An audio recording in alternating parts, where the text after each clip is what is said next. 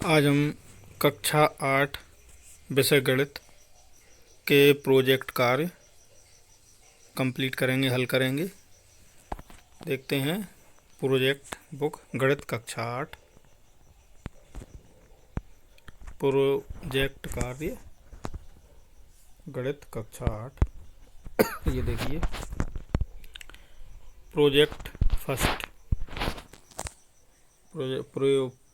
प्रायोजना कार्य यानी प्रोजेक्ट कार्य। पहला प्रोजेक्ट का उद्देश्य है शिक्षक बच्चों को बोलें कि बच्चे किन्हीं दो भारतीय गणितज्ञों के नाम, जन्म तिथि का संग्रह करें और उनके द्वारा गणित में योगदान का संक्षिप्त विवरण लिखें। आवश्यक सामग्री required material notebook, pen, pencil, गणित की पुस्तक अथवा इंटरनेट। आवश्यक ज्ञान सिद्धांत रिक्वायर्ड नॉलेज प्रिंसिपल। विद्यार्थियों को गौरवशाली भारतीय गणित के इतिहास के संबंध में प्रारंभिक जानकारी है। उन्हें ज्ञात है कि भारतीय गणित का इतिहास अत्यंत समृद्धशाली रहा है। भारतीय गणित के इतिहास को 5 कालखंडों में विभाजित किया गया है। नंबर 1 आदिकाल, 2 पूर्व मध्यकाल, तीसरा मध्यकाल अथवा स्वर्ण युग, चौथा उत्तर मध्यकाल, 5वां वर्तमान काल। साथ ही विद्यार्थी यह भी जानते हैं कि भारतीय गणित के इतिहास के मध्य काल को स्वर्ण युग के नाम से भी जाना जाता है। इस काल के प्रमुख गणितज्ञों में आर्यभट्ट प्रथम 499 ईसा, भास्कर प्रथम 600 ईसा, ब्रह्मगुप्त 628 ईसा, महावीराचार्य 850 ईसा एवं श्रीधराचार्य 850 ईसा इत्यादि हैं। वर्तमान काल के प्रमुख गणितज्ञों में स्वामी भारती कृष्ण तीर्थ 1884 ईस्वी, श्रीनिवास रामानुजन 1887 ईस्वी एवं कृष्णा स्वामी अय्यंगर इत्यादि। कार्यविधि वर्किंग मेथड भारतीय गणित के इतिहास से संबंधित ग्रंथों, पुस्तकों अथवा इंटरनेट से प्राप्त सूचनाओं के आधार पर 2 प्रसिद्ध भारतीय गणितज्ञों का जीवन परिचय एवं उनके द्वारा गणित में योगदान निम्न प्रकार है। तो देखिए बच्चों, यहाँ पर 2 गणितज्ञों के नाम, उनका जीवन परिचय सब लिखना है हमें। विज्ञान के क्षेत्र में योगदान तो पहले पर आर्यभट्ट प्रथम, तो इनका देखेंगे हम। आर्यभट्ट प्रथम जीवन परिचय। आर्यभट्ट के जन्मकाल को लेकर जानकारी उनके ग्रंथ आर्यभट्टीयम से मिलती है। इसी ग्रंथ में उन्होंने कहा कि कलयुग के 3600 वर्ष बीत चुके हैं और मेरी आयु 23 साल की है, जबकि मैं यह ग्रंथ लिख रहा हूँ। भारतीय ज्योतिष की परंपरा के अनुसार कलयुग का आरंभ ईसा पूर्व 3101 में हुआ था। इस हिसाब से 499 ईसा में आर्यभट्टीयम की रचना हुई। इस लिहाज से आर्यभट्ट का जन्म 476 ईसा में हुआ माना जाता है। आर्यभट्ट का जन्म स्थान पटना अर्थात मगध की राजधानी पाटलिपुत्र के निकट स्थित कुसुमपुर नामक ग्राम है। आर्यभट्ट सुप्रसिद्ध गणितज्ञ एवं ज्योतिषी थे। गणित में योगदान, ये देखिए आर्यभट्ट का ये चित्र है, इसको आप अंकित कर सकते हैं अपनी नोटबुक में। आर्यभट्ट प्रथम गणित में योगदान। आर्यभट्ट द्वारा लिखित पुस्तक में प्राकृत संख्याओं और उनके वर्गों तथा घनों का योग करने के नियम बताए गए हैं। उन्होंने वृत्त की परिधि और व्यास के अनुपात का मान 3.1416 ज्ञात किया है और यह भी स्पष्ट किया कि यह मान लगभग है, जो वर्तमान में पाई के नाम से जाना जाता है। आर्यभट्ट त्रिकोणमिति के भी आविष्कार करता थे। उन्होंने त्रिकोणमिति के लिए अनेक सूत्रों की खोज की। उन्होंने गणित को वो सूत्र दिए जिनसे त्रिभुज, वृत्त, शंकु, घन, गोले इत्यादि का क्षेत्रफल ज्ञात किया जा सकता है। आर्यभट्ट भारत के पहले वैज्ञानिक थे जिन्होंने खगोल विज्ञान के क्षेत्र में बताया कि पृथ्वी गोल है और इसके अपनी धुरी पर घूमने के कारण दिन और रात होते हैं। उन्होंने कहा कि चंद्रमा और ग्रह सूर्य के परावर्तित प्रकाश से चमकते हैं। इतिहास में स्थान सम्मान। आर्यभट्ट ने गणित और खगोल शास्त्र में और भी बहुत कार्य किए। अपने द्वारा किए गए कार्यों से इन्होंने कई बड़े बड़े वैज्ञानिकों को नए मार्ग दिए। आर्यभट्ट के महत्वपूर्ण योगदान के कारण भारत के प्रथम उपग्रह का नाम उनके नाम पर रखा गया। खगोल विज्ञान, खगोल भौतिकी और वायुमंडलीय विज्ञान में अनुसंधान के लिए भारत में नैनीताल के निकट एक संस्थान का नाम आर्यभट्ट प्रेक्षण विज्ञान अनुसंधान संस्थान रखा गया है। वर्ष 2012 में राष्ट्रीय गणित वर्ष के रूप में घोषणा करके तत्कालीन प्रधानमंत्री डॉक्टर मनमोहन सिंह ने एक तरह से भारत के पहले कृतज्ञ और खगोल शास्त्री आर्यभट्ट को यथोचित सम्मान दिया। दुनिया को शून्य की समझ देने वाले आर्यभट्ट को ही देन है कि सैकड़ों साल तक भारत ने दुनिया का गणित के क्षेत्र में नेतृत्व किया। आज खगोल विज्ञान में दुनिया ने जितनी भी उपलब्धियां हासिल की हैं उसमें आर्यभट्ट का योगदान सबसे ज़्यादा महत्वपूर्ण माना जाता है। उन्हीं की देन है कि आज खगोल विज्ञान नए नए शोध कर रहा है। अब दूसरे नंबर पर श्रीनिवास रामानुजन जीवन परिचय। श्रीनिवास रामानुजन का जन्म 22 दिसंबर 1887 को तमिलनाडु प्रांत के कुंभकोणम के पास एक छोटे से गांव एरोद में हुआ था। वह पारंपरिक ब्राह्मण परिवार में जन्मे थे। इनकी माता का नाम कोमला ताम्मल और पिता का नाम श्रीनिवास अय्यंगार था। इनका बचपन मुख्यतः कुंभकोणम में बीता था, जो कि अपने प्राचीन मंदिरों के लिए जाना जाता है। बचपन में रामानुजन का बौद्धिक विकास सामान्य बालकों जैसा नहीं था। यह 3 वर्ष की आयु तक बोलना भी नहीं सीख पाए थे। जब इतनी बड़ी आयु तक रामानुजन ने बोलना आरंभ नहीं किया तो सबको चिंता हुई कि कहीं यह गूंगे तो नहीं है। बाद के वर्षों में जब उन्होंने विद्यालय में प्रवेश लिया तो इनका मन पढ़ाई में कभी भी नहीं लगा। रामानुजन ने 10 वर्ष की आयु में प्राइमरी परीक्षा में पूरे जिले में सबसे अधिक अंक प्राप्त किए और आगे की शिक्षा के लिए टाउन हाउस स्कूल पहुंचे। रामानुजन को प्रश्न पूछना बहुत पसंद था। उनके प्रश्न अध्यापकों को कभी कभी बहुत अटपटे लगते थे, जैसे कि संसार में पहला पुरुष कौन था, पृथ्वी और बादलों के बीच की दूरी कितनी होती है। विद्यालय में इनकी प्रतिभा ने दूसरे विद्यार्थियों और शिक्षकों पर छाप छोड़ना आरंभ कर दिया। रामानुजन विलक्षण बुद्धि के धनी थे। 10वीं में पढ़ते समय ही उन्होंने BA की त्रिकोणमिति का अभ्यास पूरा कर लिया था। रामानुजन का गणित के प्रति इतना प्रेम बढ़ गया था कि वे दूसरे विषयों पर भी ध्यान नहीं देते थे। ये देखिए यहाँ रामानुजन का ये चित्र दिया हुआ है, इसको आप देख लें और बना लें अपनी नोटबुक में। नतीजा यह हुआ कि 11वीं कक्षा की परीक्षा में गणित को छोड़कर बाकी सभी विषयों में फेल हो गए थे। संघर्ष का समय। विद्यालय छोड़ने के बाद 5 वर्षों का समय इनके लिए बहुत हताशा भरा था। भारत इस समय स्वतंत्रता की बेड़ियों में जकड़ा था। चारों तरफ भयंकर गरीबी थी। ऐसे समय में रामानुजन के पास ना कोई नौकरी थी और ना ही किसी संस्थान अथवा प्रोफेसर के साथ काम करने का मौका। उनका ईश्वर पर अटूट विश्वास था, जिसने उन्हें कभी रुकने नहीं दिया।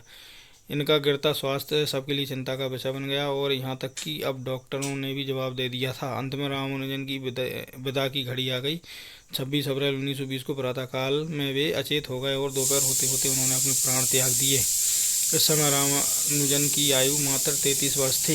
इनका असमय निधन गणित जगत के लिए अपूरणीय क्षति था। पूरे देश विदेश में जिसने भी रामानुजन की मृत्यु का समाचार सुना वही स्तब्ध हो गया। गणित में योगदान। रामानुजन ने मद्रास में 1 साल रहते हुए अपना प्रथम शोध पत्र प्रकाशित किया।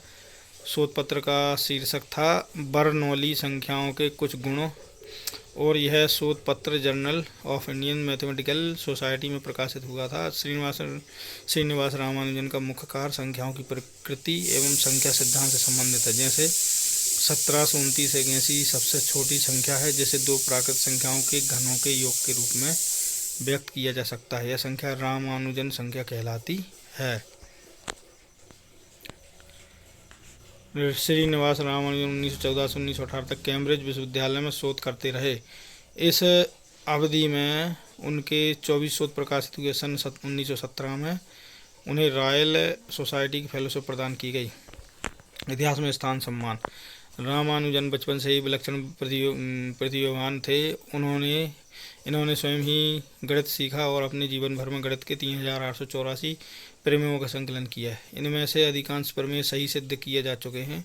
इन्होंने गणित के सहज ज्ञान और बीजगणित प्रकलन की अद्वितीय प्रतिभा के बल पर बहुत से मौलिक और अपारंपरिक परिणाम निकाले, जिनसे प्रेरित शोध आज तक हो रहा है। यद्यपि इनकी कुछ खोजों को गणित मुख्यधारा में अब तक नहीं अपनाया गया है। हालांकि हाल में इनके सूत्रों को क्रिस्टल विज्ञान में प्रयुक्त किया गया है।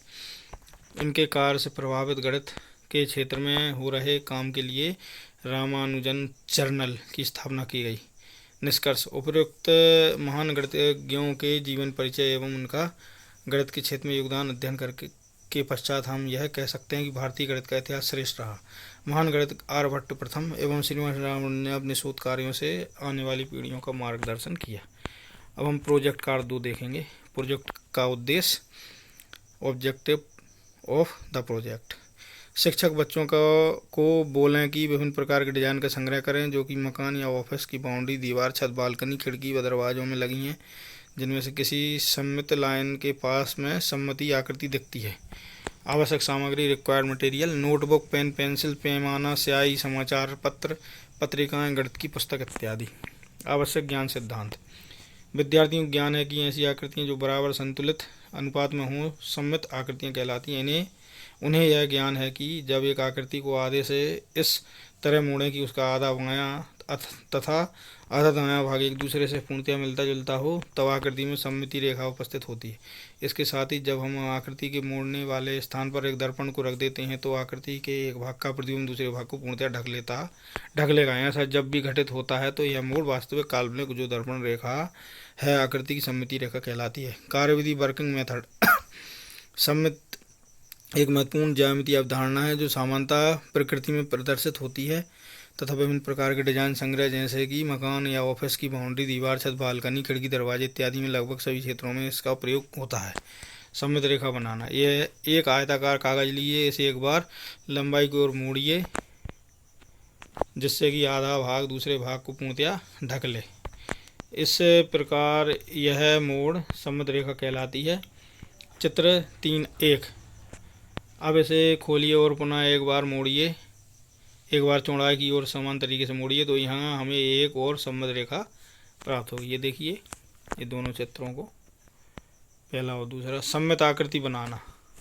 कागज का एक टुकड़ा लीजिए, इसे आधे भाग से मोड़िए, स्याही की कुछ बूंदों को आधे भाग पर डालिए। अब दोनों आधे भाग को दबाइए, तब हमें एक सममित आकृति प्राप्त होती है जो सममित रेखा के दोनों ओर एक समान दिखाई देती। चित्र 4 सममित आकृति ये चित्र है। प्रेक्षण।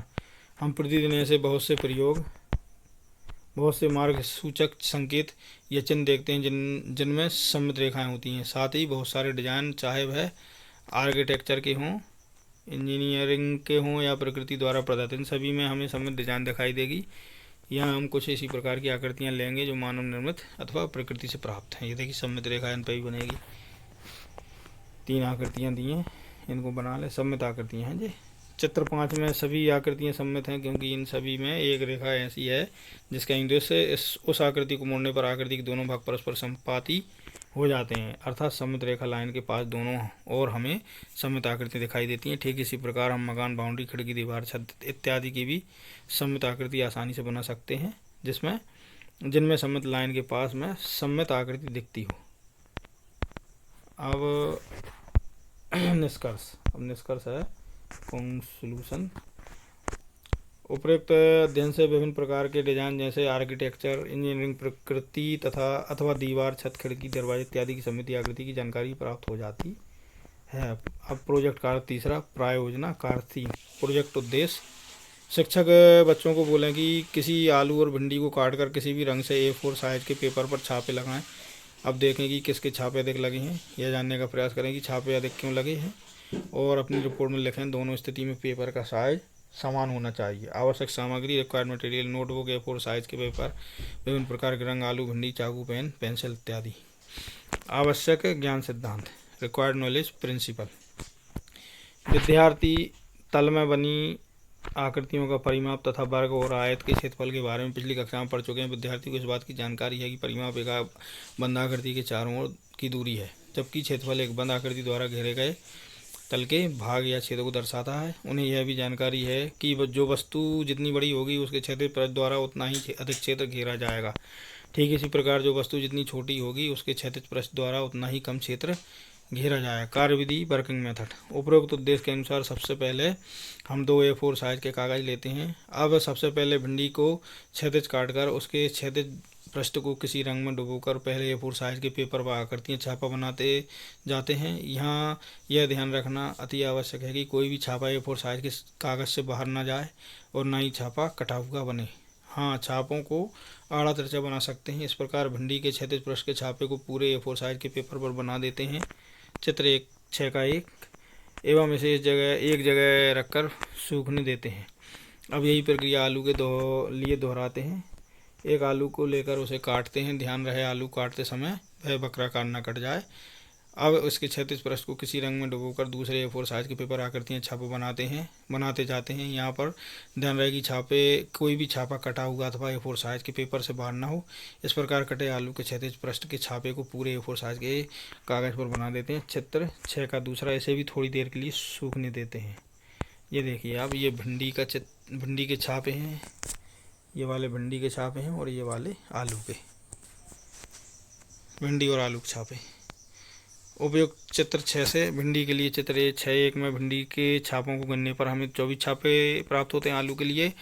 चित्र 6.2 में से आलू के छापों गिनने पर हमें 13 छाप प्राप्त होते हैं। इस प्रकार बिंदु 1 व 2 में से हमें यह प्राप्त होता है कि भिंडी के छापों की संख्या 24 और आलू की छापों की संख्या 13 से अधिक प्राप्त होती है। ऐसा इसलिए है क्योंकि भिंडी के क्षैतिज भाग का पृष्ठीय क्षेत्रफल आलू के क्षैतिज भाग के पृष्ठीय क्षेत्रफल से कम है। हम यह जानते हैं कि जिस वस्तु का क्षैतिज क्षेत्रफल कम है वह कम स्थान घेरती है तथा जिस वस्तु का क्षैतिज पृष्ठीय क्षेत्रफल अधिक है वह अधिक स्थान घेरती है। अतः भिंडी के क्षैतिज भाग का पृष्ठीय क्षेत्रफल कम होने के कारण उसके छापों की संख्या 24, आलू के क्षैतिज भाग के पृष्ठीय क्षेत्रफल अधिक होने के कारण छापों की संख्या 13 से अधिक प्राप्त होती है। निष्कर्ष: उपयुक्त विस्तृत अध्ययन से हमें आलू और भिंडी के द्वारा A4 साइज पेपर पर लगे छापों की संख्या प्राप्त हो जाती है। साथ ही हमें यह भी मालूम हो जाता है कि भिंडी के छापे अधिक क्यों लगे हैं। अब प्रयोजनाकार 4, प्रोजेक्ट कार 4। प्रोजेक्ट का उद्देश्य: शिक्षक बच्चों को बोलें कि अलग अलग न्यूज़पेपर, पत्रिका, पोस्टर में छपे विभिन्न प्रकार के पाई आलेख का संग्रह करें और उसकी व्याख्या करें कि वह पाई आलेख क्या जानकारी देता है। आवश्यक सामग्री: नोटबुक, पेन, पेंसिल, प्रकार, रबर, गणित की पुस्तक, न्यूज़पेपर, पत्रिका, पोस्टर में छपे पाई आलेख इत्यादि। आवश्यक ज्ञान सिद्धांत, रिक्वायर्ड नॉलेज प्रिंसिपल। उपरोक्त उद्देश्य की प्राप्ति के लिए विद्यार्थियों से निम्न बिंदुओं की जानकारी अपेक्षित है। नंबर 1, विद्यार्थियों वृत्त की प्रारंभिक जानकारी है। नंबर 2, एक वृत्त आलेख एक संपूर्ण और उसके भागों में संबंध दर्शाता है। तीसरा, संपूर्ण वृत्त को त्रिज्यीय खंडों में विभाजित किया जा सकता है। नंबर 4, प्रत्येक त्रिज्यीय खंड का साइज उसके द्वारा निरूपित क्रियाकलाप के समानुपाती होता है। हम जानते हैं कठिन एवं जटिल आंकड़ों को समझने के लिए तथा उसे सरलतापूर्वक प्रदर्शित करने के लिए विभिन्न चार्ट या सारणी का प्रयोग किया जाता है। इस प्रकार जब आंकड़ों को एक वृत्त के विभिन्न भागों में निरूपित किया जाता है तो वह चित्रण पाई चार्ट आलेख कहलाता है। कार्यविधि, वर्किंग मेथड: दिए हुए आंकड़ों का पाई चार्ट आलेख प्रदर्शित या डिग्री के रूप में निरूपित किया जाता है। पूरे वृत्त को प्रतिशत के रूप में निरूपित करने के लिए वृत्त को 100 भाग में बांटकर विशेष भाग को प्रतिशत के रूप में प्रदर्शित किया जाता है। इसी प्रकार पूरे वृत्त को डिग्री के रूप में निरूपित करने के लिए वृत्त को 360 डिग्री में बांटा जाता है, जो किसी बिंदु के चारों ओर बने सभी कोणों के मानों का योग होता है। ये देखिए पाई आलेख। चित्र 7 में कुछ अलग अलग न्यूज़पेपर, पत्रिकाओं प्रकाशित पाई आलेख प्रदर्शित हैं। ये 3 हैं, इनको आप ध्यानपूर्वक देखें और बना लें। प्रेक्षण: उपरोक्त चित्र 7.1 में प्रदर्शित पाई आलेख दूरदर्शन के विभिन्न चैनलों के दर्शकों की प्रतिशतता दर्शा रहा है। इस पाई आलेख में विभिन्न चैनलों द्वारा प्रसारित कार्यक्रम जिसमें 10% सूचनात्मक, 15% समाचार, 25% खेल एवं 50% मनोरंजन के कार्यक्रम को दर्शाया गया है, जो कि विभिन्न चैनलों द्वारा प्रसारित पाई आलेख किसी एक संपूर्ण के विभिन्न भागों की तुलना करने के लिए प्रयोग किया गया है। 7 का दूसरे चित्र का वर्णन करते हैं। चित्र 7.2 में प्रदर्शित पाई आलेख एक विद्यार्थी द्वारा किसी परीक्षा में हिंदी, गणित, सामाजिक विज्ञान और विज्ञान में प्राप्त किए अंकों को डिग्री में दर्शा रहा है।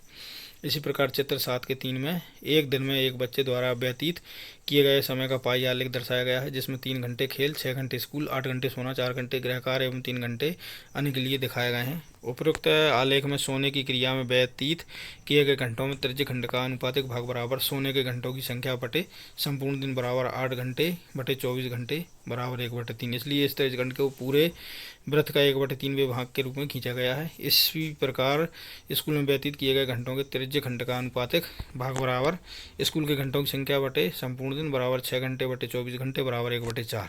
इसलिए त्रिज्यीय खंड को वृत्त के 1/4 के भाग के रूप में खींचा गया है। इसी प्रकार अन्य त्रिज्यीय खंडों के माप ज्ञात किए सकते हैं। निष्कर्ष: इस प्रकार न्यूज़पेपर, पत्रिका, पोस्टर में छपे विभिन्न प्रकार के पाई आलेख की व्याख्या एवं ये आलेख हमें क्या जानकारी दे रहा है का अध्ययन आसानी से किया जा सकता है। अब है प्रोजेक्ट कार 5, प्रयोजना कार 5। प्रोजेक्ट का उद्देश्य, ऑब्जेक्ट ऑफ द प्रोजेक्ट। विगत वर्षों में भारत सरकार ने जीएसटी लागू किया है, जो माल और सेवा कर का संक्षिप्त रूप है। अब अपनी प्रोजेक्ट रिपोर्ट में यह पता करें कि दैनिक जीवन में उपयोग की जाने वाली वस्तुओं के नाम व उन पर लगने वाली जीएसटी को अपनी प्रोजेक्ट रिपोर्ट में शामिल करें। आवश्यक सामग्री या required material, notebook, pen, pencil, समाचार पत्र, वर्तमान में लगाए जाने वाले जीएसटी संबंधित पुस्तक, इंटरनेट, गणित की पुस्तक इत्यादि। आवश्यक ज्ञान सिद्धांत, रिक्वायर्ड नॉलेज प्रिंसिपल। उपयुक्त उद्देश्य की प्राप्ति के लिए विद्यार्थी को कर टैक्स की प्रारंभिक जानकारी है। उन्हें इस बात की जानकारी है कि जब हम किसी वस्तु खरीदते हैं तो उस पर सरकार द्वारा कर लगाया जाता है। यह कर बिक्री कर कहलाता है, जो कि वस्तु के मूल्य पर अतिरिक्त कर बिक्री कर के रूप में शामिल होता है। विद्यार्थियों को इसकी भी जानकारी है कि बिक्री कर दैनिक जीवन में उपयोग की जाने वाली लगभग सभी वस्तुओं पर अलग अलग प्रतिशत में लगाया जाता है। कार्यविधि, वर्किंग मेथड। नीचे एक बिल की प्रति दिखाई गई है जिसमें निम्नलिखित शीर्षक लिखे हुए हैं। बिल संख्या, क्रम संख्या, वस्तु दिनांक, मात्रा, दर, राशि, बिल राशि प्लस धन, बिक्री कर 12% कुल योग। किसी वस्तु की बिक्री पर कर सेल टैक्स सरकार द्वारा वसूला जाता है। यह दुकानदार द्वारा ग्राहक से लिया जाता है और सरकार को दिया जाता है, इसलिए यह हमेशा वस्तु के विक्रय मूल्य पर लगता है और बिल की राशि में जोड़ दिया जाता है। देखें ऊपर दिया गया बिल, यह एक अन्य प्रकार का कर है जो वस्तु के मूल्य में वैल्यू एडेड टैक्स वैट के नाम से जुड़ता है। नंबर 1 जुलाई 2017 से सरकार ने वस्तु एवं सेवा कर जीएसटी लगाया है, जो माल एवं सेवा कर का संक्षिप्त रूप है। यह कर माल की आपूर्ति या सेवा दोनों पर लगाया जाता है। परीक्षण, ऑब्जर्वेशन। जीएसटी एक अप्रत्यक्ष कर है जो पूरे देश में वस्तुओं व सेवाओं की आपूर्ति पर विनिर्माता से उपभोक्ता तक एकल कर होता है। प्रत्येक के उत्पादन के प्रत्येक चरण में भुगतान किए गए इनपुट करों का लाभ मूल्य संवर्धन के बाद चरण के रूप में उपलब्ध होता है। इस प्रकार उत्पादन के प्रत्येक स्तर पर केवल मूल्य वृद्धि पर ही यह कर देय है। अंतिम उपभोक्ता को इस आपूर्ति कड़ी में अंतिम डीलर द्वारा लगाया गया जीएसटी वही वहन करना होता है। जिस प्रकार विभिन्न स्तरों पर लगने वाले करों पर कर का प्रभाव समाप्त हो जाता है। इस कर के लागू होने से केंद्रीय करों में से केंद्रीय उत्पाद शुल्क, सेवा कर, अतिरिक्त कस्टम ड्यूटी, वस्तुओं पर सेवाओं पर लगने वाले सभी सरचार्ज व सेस समाप्त हो गए हैं।